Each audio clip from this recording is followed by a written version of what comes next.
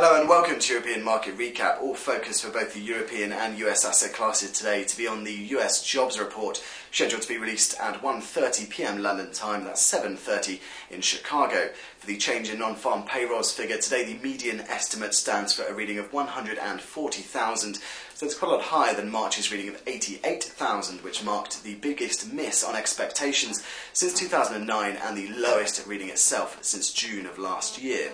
So the poor weather across the month of March really dampened hiring across the 30-day period. However, that will not be an excuse this time around as the weather conditions were more favourable. However, the ADP employment change figure earlier this week did miss expectations, but analysts have warned that could be for more technical reasons as opposed to economic fundamentals.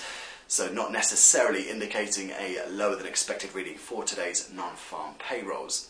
In terms of the unemployment rate, last month it actually fell to 7.6%. It is expected unchanged today, but all eyes will be on the participation rate itself, as it did fall last month, not for positive economic reasons, but purely because further workers were leaving the US labour force. But as always, the market reaction to today's non-farm payrolls report likely to be very mixed, as a lower than expected reading does signal economic weakness. However, it does indicate that the FOMC will be forced to continue their QE program, and as indicated by the FOMC rate decision, even at an increased pace of bond purchases. So a lower than expected reading potentially prompting some positive moves in US equities, possibly bringing the S&P 500 within range of 1600 for the first time in history.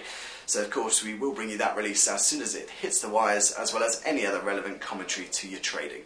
But in the meantime, that's all from me. Make sure you have a great rest of the day.